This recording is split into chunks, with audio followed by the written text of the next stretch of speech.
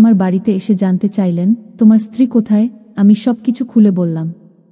কথোপকথনের সময় আমি আন্টিকে জানালাম যে বাড়ির কাজকর্ম সামলানোর জন্য আমার সাহায্যের প্রয়োজন। এ কথা শুনে আন্টি বললেন, তোমার গৃহকর্মীর দরকার নেই, আমি তো আছি। যতদিন তোমার স্ত্রী ফিরে না আসে আমি তোমার দেখাশোনা করব গু। আন্টির এই প্রস্তাবে আমি রাজি হয়ে গেলাম, কারণ এতে আমার অনেকটাই সুবিধা হবে। আমি ভেবেছিলাম তার এই সহযোগিতার জন্য তাকে কিছু অর্থ দিয়ে ধন্যবাদ জানাব। পরের দিন থেকেই আন্টি বাড়ির কাজে সাহায্য করতে শুরু করলেন। অনিতার অনুপস্থিতিতে আন্টি আমার বাড়িতে নিয়মিত আসতে শুরু করলেন। তিনি আমার খাবার দাবার ও অন্যান্য কাজকর্মের দায়িত্ব নিলেন। সবকিছু সুন্দরভাবে চলছিল, কিন্তু হঠাৎ একদিন আন্টি আমাকে জানালেন, ঈশান, আমাকে কয়েকদিনের জন্য আমার এক বান্ধবীর গ্রামে যেতে হবে। তার মেয়ের বিয়ে, সম্ভবত কয়েকদিন লাগবে। তবে তুমি চিন্তা করো না, আমি আমার মেয়েকে তোমার সাহায্যের জন্য দেব। সে তোমার খেয়াল রাখবে এবং বাড়ির কাজ করবে গু। প্রথমে আমি একটু অস্বস্তি অনুভব করছিলাম, কিন্তু কাজের চাপ এত বেশি ছিল যে আমি রাজি হয়ে গেলাম। আন্টি প্রতিশ্রুতি দিলেন যে তার মেয়ে আমার সমস্ত প্রয়োজনের যত্ন নেবে। আমি ভাবলাম, কঠিন সময়ে কেউ পাশে থাকলে তা তো ভালোই। পরের দিন স্কুলের ছুটি ছিল, তাই আমি একটু বিশ্রাম নেওয়ার পরিকল্পনা করেছিলাম। সকালবেলায় আমি সোফায় বসে চা খাচ্ছিলাম। ঠিক সেই সময় দরজার ঘণ্টি বাজল।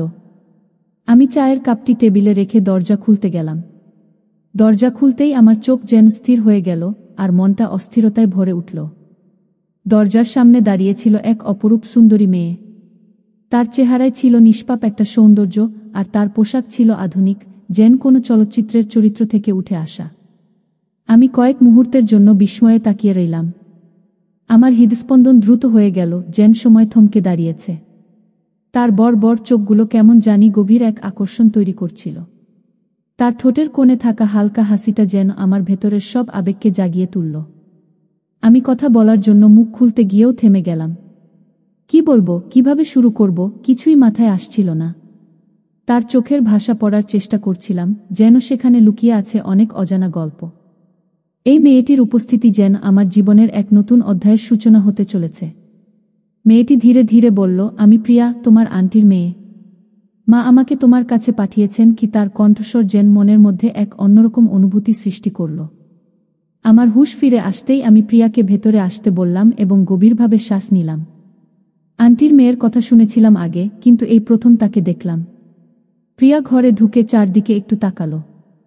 তারপর আমার দিকে ফিরে বলল, আপনি কি কাজগুলো করতে বলবেন? আমি তাকে বসতে ইশারা করলাম এবং ধীরে ধীরে বাড়ির কাজগুলো কিভাবে করতে হবে তা বোঝাতে শুরু করলাম। বুঝিয়ে দেওয়ার সময় আমি লক্ষ্য করলাম সে খুবই বুদ্ধিমতী এবং কাজগুলো দ্রুত বুঝে নিচ্ছে। তবে আমার মনে একটি প্রশ্ন ঘুরপাক খাচ্ছিল। আমি একটু সাহস নিয়ে জিজ্ঞাসা করলাম, প্রিয়া, তুমি তো বেশ বড় হয়েছ, তাহলে এ ধরনের শর্ট ড্রেস কেন পরেছ? আমার প্রশ্ন শুনে সে কিছুটা অবাক হলেও মুচকি হেসে বলল, এখনকার দিনে শহরে এমন পোশাকই পরা হয়, আর আমি বেশিরভাগ সময় বাড়িতেই থাকি, বাইরে যাওয়া হয় না। কিন্তু মা বলেছিলেন তোমার সাহায্য করতে হবে, তাই এখানে চলে এলাম গ। তার সহজ সরল উত্তর আমাকে কিছু বলার সুযোগ দিল না। আমি চুপচাপ বসে রইলাম। প্রিয়া ঘরের কাজ শুরু করে দিল এবং খুবই আন্তরিকভাবে সবকিছু পরিষ্কার করতে লাগল। আমি তাকে এক দৃষ্টিতে দেখছিলাম। তার কাজের প্রতি মনোযোগ দেখে আমি ভাবলাম, এত সুন্দর এবং তরুণ মেয়ে হয়ে কেন সে এত পরিশ্রম করছে। আমার মনে হঠাৎ আন্টির প্রতি একটু ক্ষোভ জাগল। আমি মনে মনে ভাবলাম, আন্টি কেন তার মেয়েকে এমন পোশাক পরতে দেয় না এবং এতদিনে কেন তার বিয়ে হয়নি। কিছুক্ষণ পরে আমি প্রিয়ার কাজের প্রতি মনোযোগ সরিয়ে নিজের কাজে ব্যস্ত হয়ে পড়লাম। আমার মনে জমে থাকা প্রশ্নটি আর চেপে রাখতে পারলাম না। আমি প্রিয়াকে জিজ্ঞেস করেই ফেললাম, প্রিয়া, তোমার এখনো বিয়ে হয়নি কেন? প্রিয়া কিছুক্ষণ নীরব রইল। তারপর হালকা হেসে বলল, বিয়ের জন্য তো অনেক টাকা প্রয়োজন। মা একাই সব কিছু সামলান, সংসারের সব দায়িত্ব তার উপর। এ অবস্থায় বিয়ের কথা ভাবার সময় বা কোথায় তার? তার কথাগুলোর মধ্যে এক ধরনের চাপা বেদনা ছিল, যা আমি স্পষ্টই অনুভব করলাম। আমি তাকে বোঝানোর চেষ্টা করলাম, প্রিয়া, তুমি এত সুন্দরী, যে কোনো ছেলেই তোমার মতো মেয়েকে বিয়ে করতে চাইবে। তোমার বিয়ের জন্য টাকা কোনো বড় সমস্যা হওয়া উচিত নয়। কিন্তু প্রিয়া আমার কথার কোনো উত্তর দিল না। তার চেহারায় এক ধরনের অদ্ভুত শান্তি ছিল, যা আমাকে আরও বেশি চিন্তায় ফেলে দিল। প্রিয়া আমার বাড়িতে প্রতিদিন আসতে শুরু করল। সে এমন সহজ সরলভাবে এবং মন দিয়ে কাজ করত যে অল্প সময়ের মধ্যেই তার প্রতি আমার একটা বিশেষ টান অনুভব করতে লাগলাম। তবে কিছুদিন পরে আমি তার আচরণে একটু অদলবদল লক্ষ্য করলাম। একদিন আলাপের সময় প্রিয়া হঠাৎ আমার স্ত্রী সম্পর্কে প্রশ্ন করতে শুরু করল। আমি কোনো দ্বিধা ছাড়াই তাকে সবকিছু জানিয়ে দিলাম। আমার কথা শুনে প্রিয়ার মুখে অদ্ভুত এক আনন্দের ছাপ ফুটে উঠল। তার চোখ মুখে যেন একটা আলাদা উজ্জ্বলতা দেখা দিল। মনে হচ্ছিল সে খুশি এই ভেবে যে অনিতা আরও কয়েক মাস বাড়ি ফিরছে না। এরপর থেকে প্রিয়ার আচরণ আরও অদ্ভুত হয়ে উঠল। সে শুধু কাজ করেই ক্ষান্ত থাকত না, বরং প্রতিদিন আমার জন্য নতুন নতুন রান্না করত। তার রান্না এতই সুস্বাদু হতো যে মনে হতো সে সত্যিই মন দিয়ে কাজ করছে। যদিও আমি এসব বিষয়কে তার দায়িত্বের অংশ হিসেবে উপেক্ষা করতাম। কিছুদিন পরে আমি লক্ষ্য করলাম প্রিয়া আমার পছন্দকে বিশেষ গুরুত্ব দিচ্ছে। সে এমন পোশাক পরত যা আমার ভালো লাগে আর আমার ছোট ছোট কথা বোঝার চেষ্টা করত। আমি তাকে কয়েকবার বলেছিলাম, প্রিয়া, তোমার কাজ যতটুকু বলেছি ততটুকুই করো, এর বেশি করার দরকার নেই। কিন্তু সে কখনোই আমার কথা শুনত না। ধীরে ধীরে আমি অনুভব করতে লাগলাম প্রিয়া যেন আমার স্ত্রীর মতো আচরণ করছে। সে মাঝে মাঝে আমার সামনে শাড়ি পরে আসত, যা আমাকে হতবাক করত। সত্যি বলতে শাড়িতে প্রিয়া অপসরার মতো লাগত। তার সৌন্দর্য আমাকে ধীরে ধীরে আকর্ষণ করতে শুরু করেছিল। কিন্তু মনের এক কোণে অনিতার স্মৃতি আমাকে সবসময় সতর্ক করত। মনে হচ্ছিল ভালোবাসা আর অপরাধবোধের মাঝখানে আমি হারিয়ে যাচ্ছি। প্রিয়া তার চুলে গোলাপ লাগাতে শুরু করেছিল। তার চুল থেকে গোলাপের মৃদু সুগন্ধ ভেসে আসত, যা পুরো ঘরটিকে সুরভিত করে তুলত। সে যখনই আমার কাছাকাছি আসত, সেই সুগন্ধ যেন আমাকে আবিষ্ট করে রাখত। আমি চোখ বন্ধ করলেই তার মুখের ছবি ভেসে উঠত, আর মনে হতো আমি এক রঙিন স্বপ্নের জগতে হারিয়ে গেছি। প্রিয়ার হাসি ছিল মায়াবী, যেন কোনো রহস্য লুকিয়ে আছে সেখানে। তার চোখের দিকে তাকালে মনে হতো তারা কিছু বলতে চাইছে, কিছু না বলা কথা, যা আমার হৃদয়কে নাড়া দিয়ে যাচ্ছিল। আমি নিজের মনকে শান্ত করার চেষ্টা করছিলাম, কিন্তু তার উপস্থিতি যেন সব প্রতিরোধ ভেঙে দিচ্ছিল। প্রিয়ার এই পরিবর্তিত রূপ আমাকে ক্রমশই বিভ্রান্ত করে তুলছিল। মনে হচ্ছিল আমি এমন এক অনুভূতির দোলাচলে আটকে পড়েছি, যেখান থেকে বেরিয়ে আসা অসম্ভব। একদিন আমি প্রিয়ার সঙ্গে কথায় কথায় তার মায়ের বিষয়ে জিজ্ঞাসা করলাম। আমি বললাম, প্রিয়া, আন্টি কবে ফিরবেন? প্রিয়া একটু থেমে জবাব দিল, বিয়ের জন্য মা গ্রামে গেছেন। সেই বিয়েটা এখনো হয়নি, হয়তো আরও কিছুদিন লাগবে। তার কথা শুনে আমি কিছুক্ষণ চুপ করে রইলাম। এই সময় প্রিয়ার আচরণ এবং তার প্রতি আমার অনুভূতি আমাকে ভাবতে বাধ্য করছিল। প্রিয়া জানাল যে তার মাকে আরও কিছুদিন গ্রামে থাকতে হবে। আমি বললাম, ঠিক আছে, তবে মাকে বলো যেন তাড়াতাড়ি ফিরে আসেন। তার জবাব আমার কাছে ঠিকঠাক লাগলেও এরপর থেকে প্রিয়ার আচরণ যেন আরও বদলে গেল। প্রিয়া এখন প্রতিদিন শাড়ি পরে আসত। শাড়ির সঙ্গে তার চুলে গোলাপ লাগানো থাকত, যা তাকে আরও আকর্ষণীয় করে তুলত। সে ঘরের কাজ এমনভাবে করত যে মনে হতো এটি শুধু কাজ নয়, বরং আমার কাছে আসার একটা চেষ্টা। তবে তার এই পরিবর্তন সত্ত্বেও আমার মনের একটা বড় অংশ আমাকে অনিতার কথা মনে করিয়ে দিত। অনিতার সরলতা, তার প্রতি আমার দায়িত্ববোধ, সবকিছুই আমাকে সবসময় সচেতন রাখত। প্রিয়ার এই ব্যবহার আমাকে দ্বিধাগ্রস্ত করে তুলেছিল। আমি বুঝতে পারছিলাম আমার এই অবস্থান ঠিক কিভাবে সামলানো উচিত। প্রিয়ার প্রতি আমার অনুভূতিগুলো সবসময় আমাকে তার ব্যাপারে ভুল চিন্তা থেকে বিরত রাখত। একদিন আমি প্রিয়াকে বললাম, তুমি যদি সম্পূর্ণ পোশাক পরে আসতে তাহলে ভালো হতো। আমি ছোট পোশাকে তোমার সামনে কিছুটা অস্বস্তি অনুভব করি। তবে প্রিয়া আমার এই অনুরোধকে খুব একটা গুরুত্ব দিল না। সে সবসময় আত্মবিশ্বাসে পূর্ণ থাকে, যেন তাকে কেউ থামাতে পারবে না। তার আচরণ ও পোশাকে এমন একটা আত্মপ্রত্যয়ের ঝলক থাকত, যেখানে নিজের জন্য সে কোনো সীমাবদ্ধতা দেখতে পেত না। কিন্তু একদিন এমন একটি ঘটনা ঘটল যা আমার পুরো জীবন বদলে দিল। আমি আজও সেই দিনের কথা মনে করে অবিশ্বাসে ভুগি। সেদিন প্রিয়া প্রতিদিনের মতো সব কাজ শেষ করে বাড়ি ফেরার প্রস্তুতি নিচ্ছিল। ঠিক তখনই আচমকা মুষলধারে বৃষ্টি শুরু হলো। বৃষ্টিটা এতটাই প্রবল ছিল যে বাইরে বের হওয়া একেবারে অসম্ভব হয়ে পড়েছিল।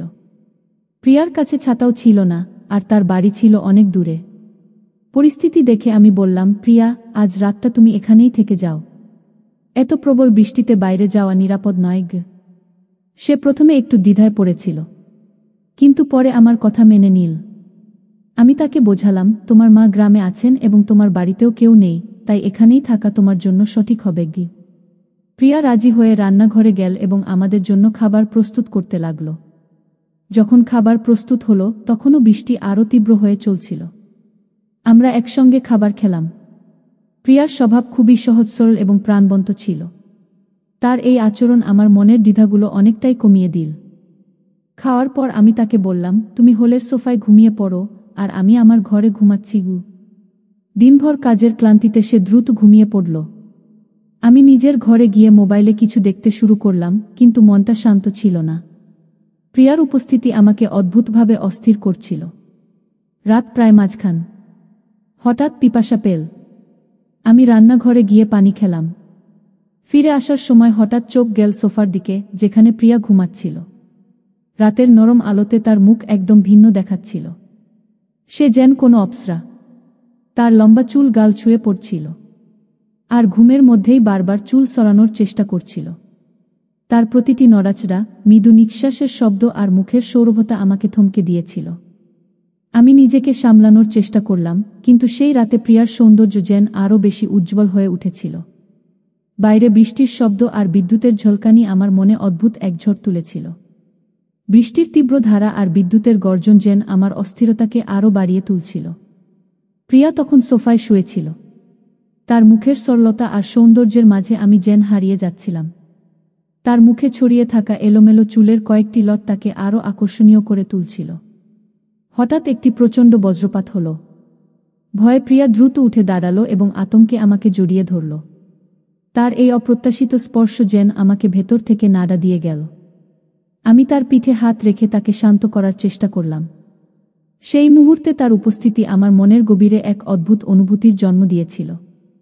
আমি নিজেকে স্থির রাখার চেষ্টা করছিলাম, কিন্তু তার চোখের ভয় এবং আমাদের এত কাছে থাকার অভিজ্ঞতা আমার ভেতরের ইচ্ছেগুলোকে আরও জাগিয়ে তুলছিল। বাইরে ঝড়ের গর্জন চলছিল, কিন্তু আমার মনের ভেতরে চলছিল আরেক রকমের অস্থিরতা। আমি তাকে সান্ত্বনা দিতে আলতোভাবে কাছে টেনে নিলাম। সে ভয়ে আরও বেশি করে আমাকে আগড়ে ধরল।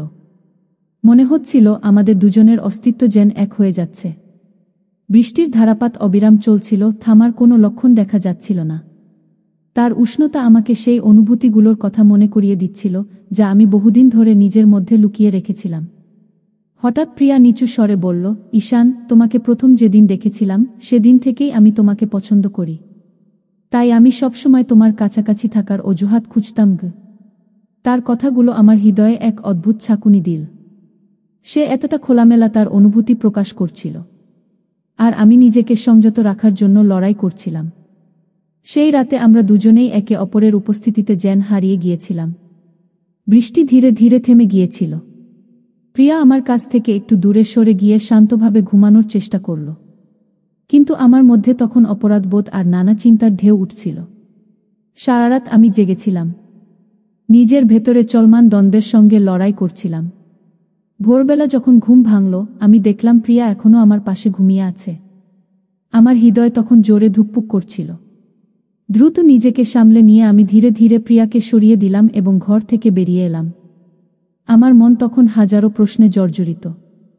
সেই রাতের ঘটনাগুলো আমাকে এক অদ্ভুত দ্বিধার মাঝে ফেলে দিয়েছিল। মনে প্রশ্নের ঝড় উঠেছিল। যদি অনিতা সবকিছু জানতে পারে, তবে সে কি ভাববে? সে কি আমাকে ক্ষমা করতে পারবে? আমাদের সন্তান যে শিগগিরই পৃথিবীতে আসবে, সে কি কখনো তার বাবাকে সম্মানের চোখে দেখবে? আত্মীয় স্বজন আর সমাজ কি বলবে? আমি কি আমার পরিবার আর দায়িত্বের কথা ভুলে গেছি? এই সমস্ত প্রশ্ন আমার মনে যেন এক বিশাল বোঝার মতো চেপে বসেছিল। আমি নিজেকে দোষারোপ করতে শুরু করলাম। ভেতরে ভেতরে কষ্টে জর্জরিত হয়ে পড়ছিলাম। কিছুক্ষণ পর প্রিয়া স্নান সেরে আমার ঘরে প্রবেশ করল। তার মুখ ছিল শান্ত, কিন্তু তার চোখে এক অদ্ভুত অনুভূতির ছাপ স্পষ্ট ছিল। সে মাথা নিচু করে বলল, ঈশান, গত রাতে যা ঘটেছে আমি কখনোই তা ভুলতে পারব না।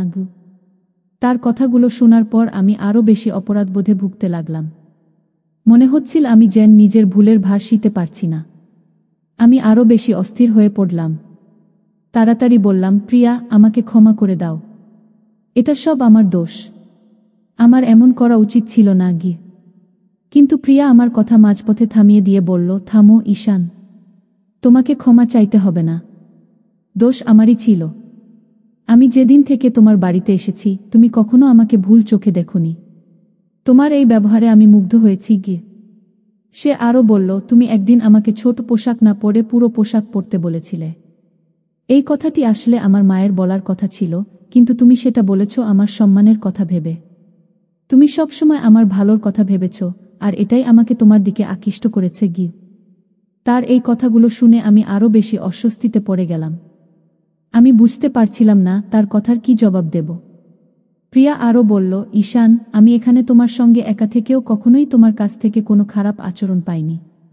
এটাই আমাকে বিস্মিত করেছে। আমি তোমার স্ত্রীকে নিয়ে অনেকবার ভেবেছি এবং মনে মনে তার প্রতি ঈর্ষান্বিত হয়েছি। তাই আমি তার সম্পর্কে সব জানতে চেয়েছিলাম এবং তার মতো হওয়ার চেষ্টা করছিলাম। শাড়ি পরা, চুলে ফুল গুজে রাখা, সবই তোমার মনোযোগ আকর্ষণ করার জন্য ছিল। কিন্তু তবুও তুমি আমাকে কখনোই অন্যভাবে দেখোনি।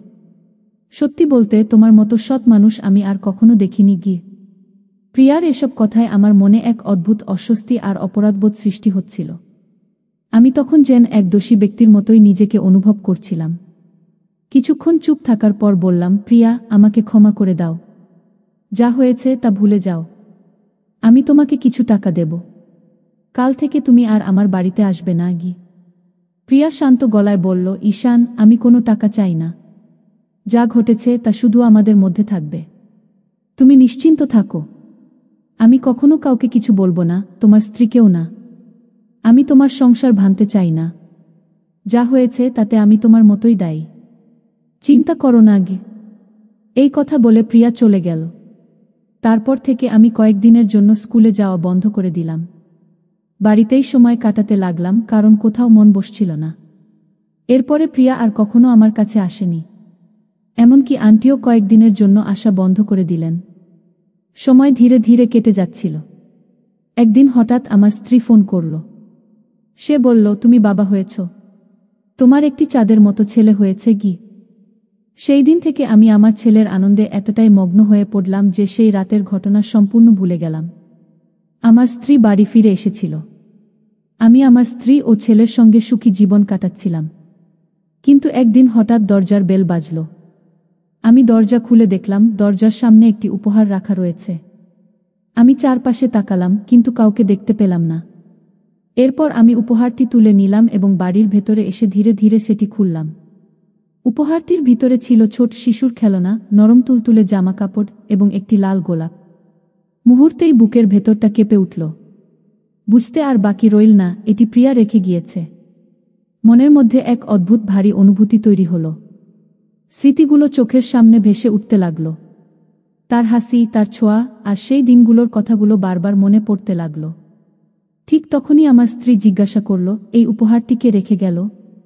আমি চুপ করে দাঁড়িয়ে রইলাম। চোখ পড়ল উপহারের সঙ্গে রাখা একটি চিঠির দিকে। হাত কাঁপতে কাঁপতে চিঠিটি তুললাম এবং পড়তে শুরু করলাম। চিঠিতে আমার ছেলের জন্য শুভকামনা জানানো হয়েছিল। প্রতিটি শব্দ যেন আমার হৃদয়কে টেনে বের করে আনছিল। কিন্তু প্রেরকের নামের জায়গাটি ফাঁকা ছিল। মনে হচ্ছিল সেই ফাঁকা জায়গা যেন প্রিয়ার অস্তিত্বের ছায়া হয়ে রয়ে গেছে। আমি স্ত্রীর দিকে তাকিয়ে হাসির আড়ালে চোখের জল লুকিয়ে বললাম, এটি হয়তো কেউ শুভেচ্ছা পাঠিয়েছে গু। সে কিছু বলতে যাচ্ছিল, কিন্তু ঠিক তখনই আমাদের ছেলে জোরে কেঁদে উঠল। স্ত্রী সবকিছু ভুলে তাড়াতাড়ি ছেলের কাছে ছুটে গেল। আমি এক মুহূর্ত দাঁড়িয়ে রইলাম। মনে হলো আমার ভেতরের এক অংশ যেন চিরতরে হারিয়ে গেল। এরপর থেকে আমি আর কখনো প্রিয়াকে দেখতে পাইনি। সে তার কথা রেখেছিল, নিজেকে হারিয়ে আমার সংসারকে সুখ এবং শান্তির আশ্রয় দিয়েছিল। আমি জানি কোথাও না কোথাও থেকে সে এখনো আমাদের দেখে হাসছে। বন্ধুরা, এই ছিল আজকের গল্প। যদি এই গল্পটি ভালো লেগে থাকে তাহলে দয়া করে ভিডিওটি লাইক করুন, শেয়ার করুন এবং আমাদের চ্যানেলটি সাবস্ক্রাইব করুন। ধন্যবাদ।